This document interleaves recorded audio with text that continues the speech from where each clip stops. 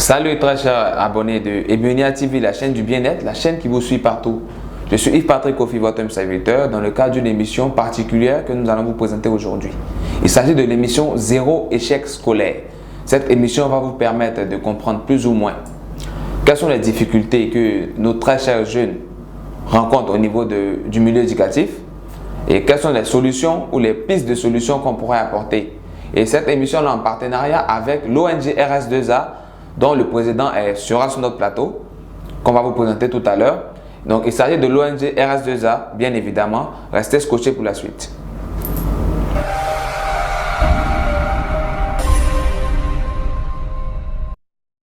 Androforcis. Gélule 100% nature prévient l'adénome de la prostate, guérit tous les dysfonctionnements érectiles. Androforcis, véritable vaccin naturel contre le cancer de la prostate, guérit la faiblesse sexuelle. Disponible au laboratoire Nature Santé, Yopougon CDC à Kajoba, route du terminus 42, Cocody 2 Plateaux, en face de la gare des taxis et dans tout le réseau Israël Pressing du groupe Diamana. Contact 06 39 14 71 40 83 33 10.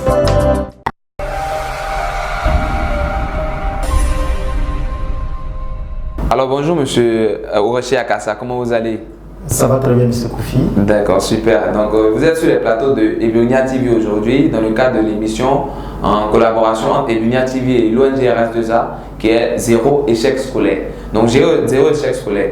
Mais avant d'entrer dans le vif du sujet, on aimerait plus ou moins comprendre d'abord pourquoi le programme RS2A, qu'est-ce qui vous a motivé? Et d'ailleurs, vous me faites comprendre à tous les spectateurs, RS2A, qu'est-ce que ça signifie? Ok, merci beaucoup, monsieur Kofi. Je vous en prie. L'ONG RS2A, cette organisation non gouvernementale, réussit son année académique qui lutte contre l'échec scolaire en Côte d'Ivoire. D'accord. Et nous avons fait un constat. Nous avons constaté qu'aujourd'hui, le niveau des élèves baisse de façon générale. C'est ça.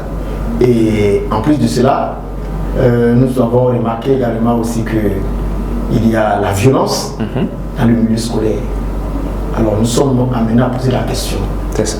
Dans ce système, avec tous les acteurs, qui est l'acteur principal qui est à la base de ce problème que nous vivons en Côte d'Ivoire, qui amène, n'est-ce pas, à ne plus avoir de très bons résultats à l'école. Et c'est ce constat qui va nous amener à mener notre réflexion pour pouvoir mettre en place ce programme, ce processus qui amène un élève à réussir facilement à l'école.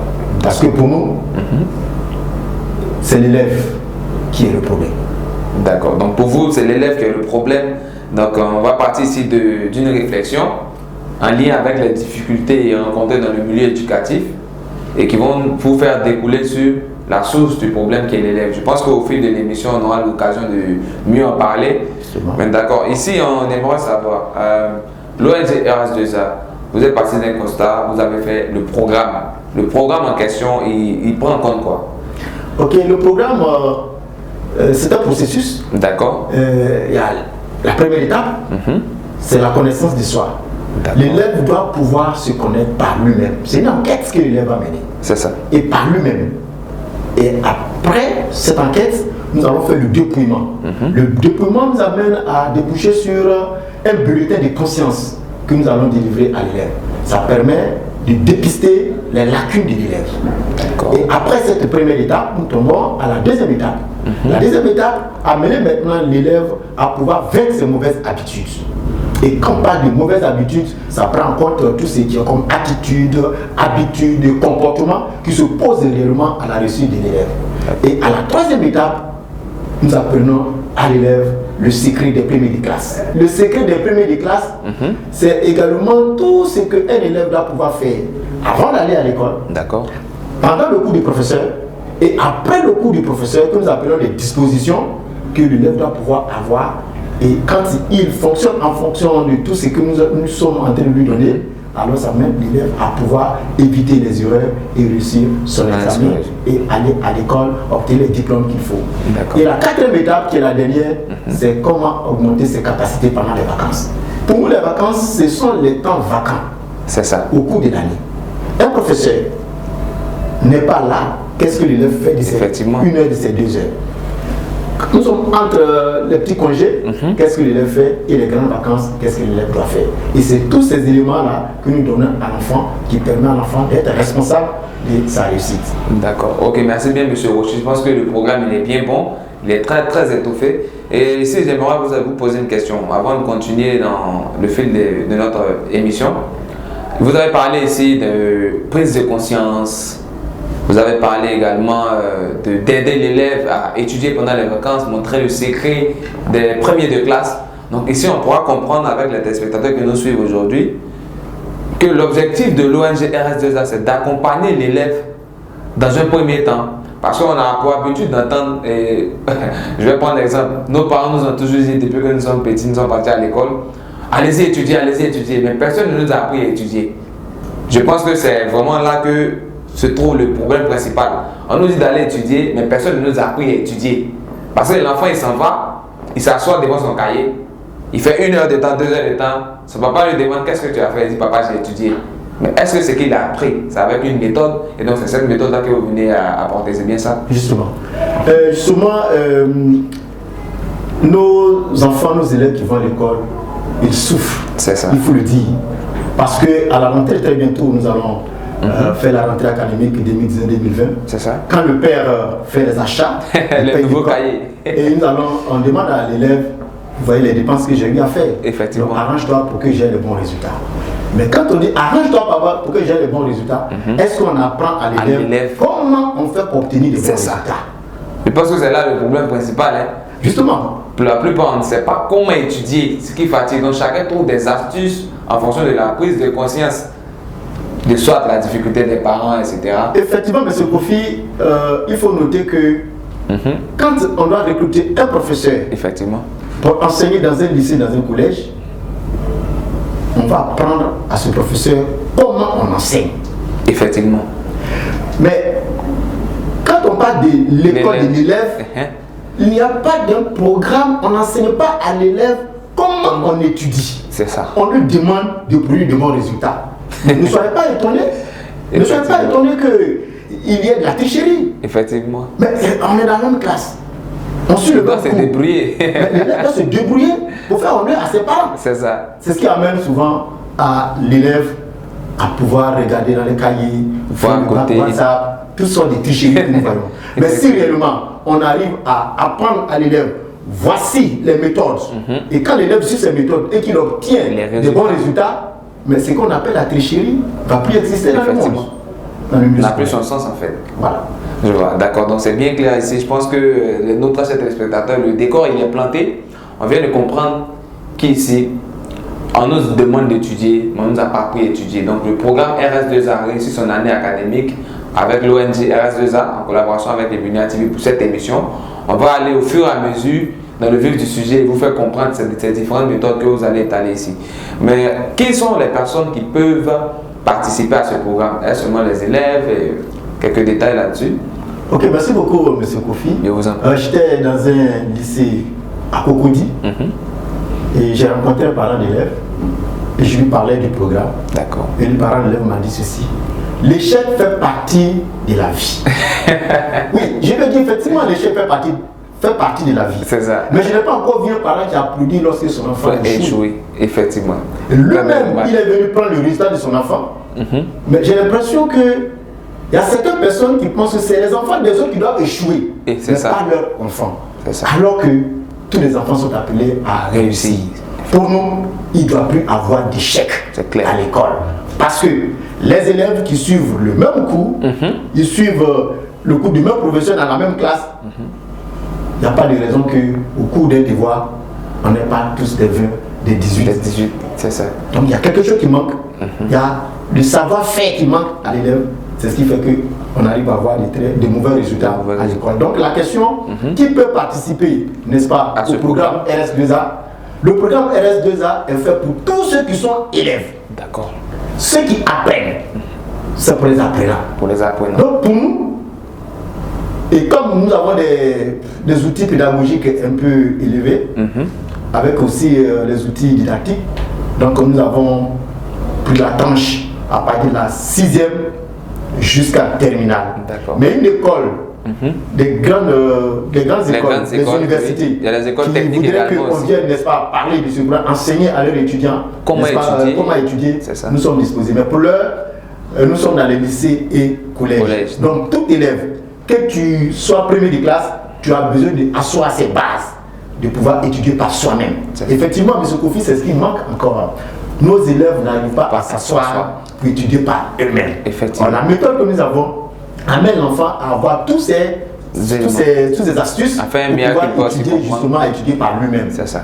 Et c'est pour dire que ce sont les élèves et les étudiants qui doivent réellement bénéficier de ce programme que nous avons mis en place. D'accord, merci bien M. Rocher. Je pense que c'est pas maintenant que ce programme a démarré, il y a eu des actions qui ont été menées sur le terrain et on va marquer une petite pause avec ce petit documentaire qui va vous montrer un peu ce qui se passe au niveau de l'ONG RS2A lorsque des enfants suivent le programme. A tout à l'heure. Nous sommes aujourd'hui à notre 5e conférence. Nous, on ne savait pas que c'était comme ça. Viens faire encore. Mais comme c'est le premier établissement, on a fait grâce. On fait une conférence à l'établissement. Parce que c'est une bonne initiative de conscientiser nos enfants. Parce que de nos jours, depuis que c'est arrivé ici, j'ai constaté que les élèves, de la 6e terminale, leur niveau est très bas, très bas. Si on me comprend dans un 6-10 élèves, il y a un seul qui sort du lot. Donc, beaucoup que j'ai apprécié, c'est au niveau vous avez commencé à poser les questions, vous dire quels sont les problèmes que vous rencontrez, que vous n'avez pas bossé.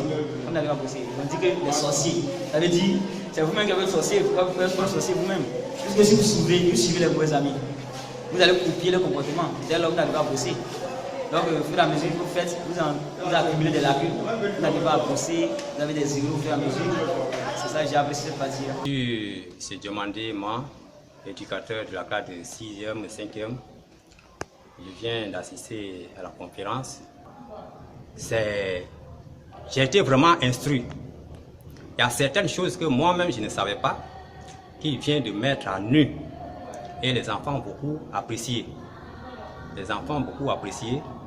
Ils ont posé des questions afin d'approfondir encore leur savoir. Donc vraiment, je suis ravi et nous sommes vraiment très satisfaits de cette conférence que nous venons de suivre.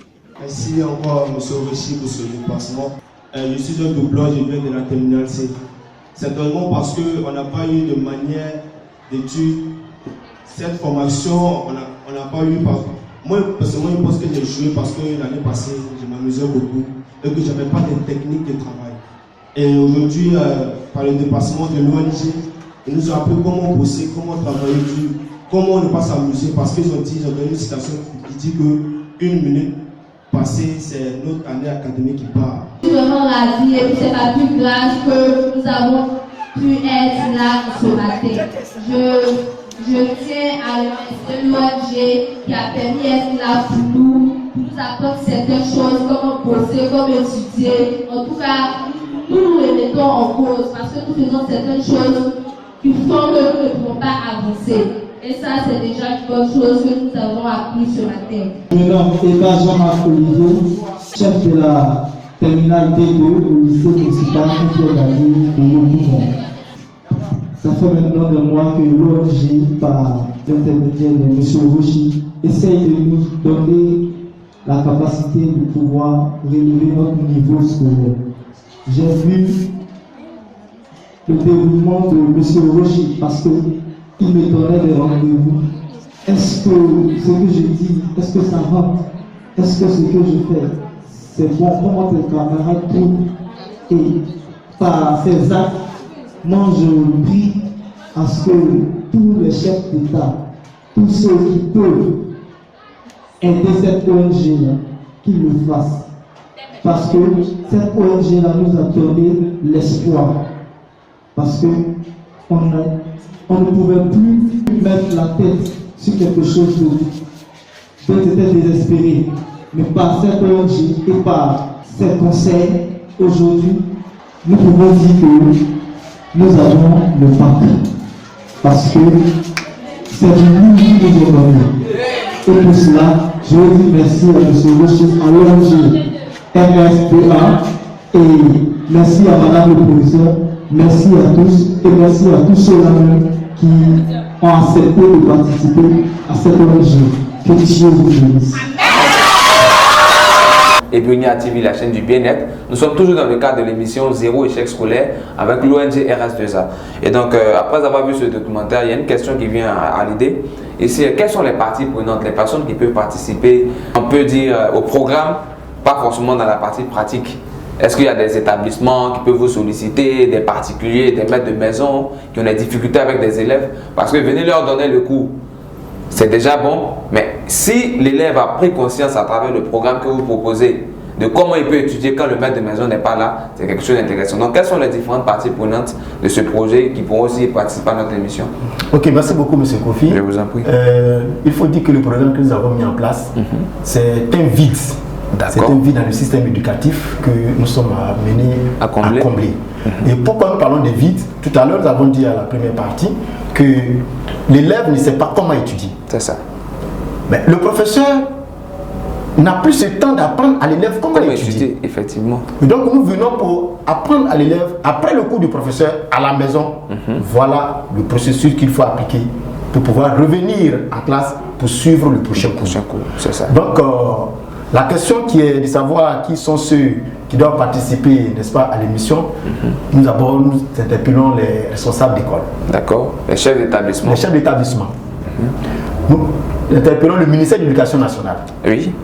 Donc des employés du ministère peuvent participer à l'émission. Pour que nous puissions vraiment discuter ici des vrais problèmes de l'éducation en Côte d'Ivoire. C'est ça. Il est bien, il est beau de pouvoir parler de l'éducation, mais c'est le temps d'agir. Il faut maintenant poser des actions concrètes pour pouvoir éradiquer les difficultés dans le milieu scolaire. Mais M. Kofi, il y a un professeur qui nous a dit que vous n'êtes pas tous nés pour réussir. Mais cette phrase m'a beaucoup choqué. Effectivement. Et pourquoi parmi nous, il y a des gens qui réussissent et d'autres ne réussissent pas. Mais où se trouve le problème? Alors, le programme que nous avons, c'est vrai, on peut faire les formations à domicile, nous pouvons faire les formations dans les établissements, mais l'idéal, c'est de faire les formations dans les établissements. Un établissement qui accepte ce programme entre griffes comme une matière au début d'année, les élèves de la 6e à la terminale reçoivent cette formation, mais nous allons constater dans cet établissement qu'il ne va plus avoir de violence. De violence, d'accord. Grossesse en milieu scolaire est réglée. L'alcool est réglé. La drogue est réglée. Parce que l'enfant sait que je vais à l'école, c'est pour réussir. Et quand il applique le programme et il obtient de très bons résultats, il n'a plus à s'amuser dans sa vie. Au contraire, il a cette rage de continuer, venir à l'école pour pouvoir avoir la connaissance et réussir facilement. Donc, les entreprises qui pensent bien qu'il faut accompagner l'école ivoirienne, n'est-ce pas, à progresser, à être l'école désireuse dans ce monde, doit pouvoir afficher leur image à ce Effectivement, d'ailleurs, même dans les entreprises, comme vous le dites tout à l'heure, ce sont les parents aussi des élèves. Les directeurs de l'entreprise, tous ceux qui sont dans le personnel sont des parents d'élèves, ils ont des petits frères, des cousins, des neveux, qui sont dans les établissements. Il y a une question qui me vient à l'idée. Je sais que la plupart de nos téléspectateurs actuellement se posent la question. Parce qu'à vous entendre, l'ONG RS2A par ce programme, RS2A vient pour combler le vide, aider l'élève à étudier. Mais est-ce que dans le programme, j'aimerais que vous veniez un peu sur ce point-là, l'entourage de l'élève, c'est pris en considération? Parce qu'en dehors même de l'établissement, on sait qu'au niveau de l'entourage, c'est-à-dire à la maison, est-ce que les personnes qui sont autour de lui ne peuvent pas l'influencer? Tout à l'heure, vous avez parlé de prise de conscience. Est-ce que vous pouvez parler un peu plus de ça? Comment vous aidez l'élève à faire la prise de conscience? La prise de conscience, d'ailleurs, les différentes étapes que nous avons énumérées, quand l'élève mène l'enquête sur lui par lui-même, automatiquement, l'élève va découvrir que je ne voulais pas tout rentrer dans les détails au niveau de l'enquête, mais permettez-moi de le dire. Il n'y a pas de souci. Il y a une fiche que nous avons établie qui amène l'enfant à aller poser des questions à ses parents. C'est ça. Et l'élève est noté. Et en fonction des notes qu'il reçoit des parents, il envoie ses notes pour faire le dépouillement. Il y a un élève Quand j'ai fait le déploiement de la formation d'un élève, il m'a dit qu'il s'est donné 1 sur 5, voilà, 1 sur 5 dans la rubrique respectueux. Waouh! Donc lui seul il commence à comprendre qu'en réalité. Donc, quand j'ai demandé à l'élève, tu n'as pas compris la question, ou bien c'est vraiment la note que tu mérites. Il dit, je ne respecte pas mes parents. Donc les élèves veulent effectivement réussir, mais il faut les accompagner. Il faut parler franchement avec eux, il faut leur donner les rudiments, les astuces. Ils sont capables de nous produire de très bons résultats. Donc l'entourage compte. Voilà pourquoi nous impliquons un peu les parents dans le processus. Parce que le père qui est en train d'évaluer son enfant avec ce questionnaire, imaginez-vous un instant, il découvre beaucoup de choses au niveau de l'enfant. Et quand nous délivrons aux parents le bulletin de conscience, mais il y a la note du père et la note de la mère. La note du père et la note de l'enfant. Alors ces deux notes-là que nous pouvons faire le déploiement. Et donc ça sort vraiment la réalité de la famille. Et à partir de là, le père sait maintenant comment orienter son enfant, comment orienter les conseils qu'il donne à son enfant. Et vous voyez que l'élève n'est plus à abandonner certaines matières. Il comprend que l'anglais est bien important que les mathématiques comme les français. Moi, je n'ai pas encore vu un cours d'ingénieur, une formation d'ingénieur où on fait, il n'y a pas de mathématiques. Je n'ai pas encore vu un mathématicien qui s'exprimait, par exemple en AB, en BT, en tout là, il va s'exprimer en français. Mais d'où le français est important, l'anglais est important. Et toutes les matières que nous faisons au niveau de notre système éducatif, l'élève, en appliquant ce programme, il obtient de très bons résultats dans toutes ces matières. Et nous rendons vraiment l'étude, l'école, un jeu électronique pour l'élève. C'est ça, super. Donc rendre l'étude, l'école, un jeu électronique pour l'élève, lui faciliter la manipulation des cours qu'il apprend en classe. Donc c'est ce mot-là qui va nous bloquer. On va demander ici à M. Orochi Akassa, président de l'ONG RS2A et concepteur du programme RS2A, de nous donner un mot de fin en attendant la prochaine émission Zéro échec scolaire. Comme mot de fin, c'est pour dire à tous les chefs d'établissement, à tous ceux qui agissent sur les élèves, en prenant en compte les répétiteurs, que l'école ivoirienne souffre. Les élèves souffrent. Il faut qu'ils s'approprient cette émission. Parce qu'au cours de l'émission, nous allons donner des cours pratiques. Effectivement. De pouvoir amener l'école à relever sa tête, comme on le dit. Effectivement. D'où la prochaine émission, l'épisode. Le prochain épisode. Ok. Nous allons traiter le thème échec scolaire de nos jours. À qui la faute? Wow. Ça, c'est une question forte. Hein? Échec scolaire de nos jours. À qui la faute? À qui la faute? Est-ce les parents? Est-ce les professeurs? Est-ce l'élève? Qui est vraiment le fautif?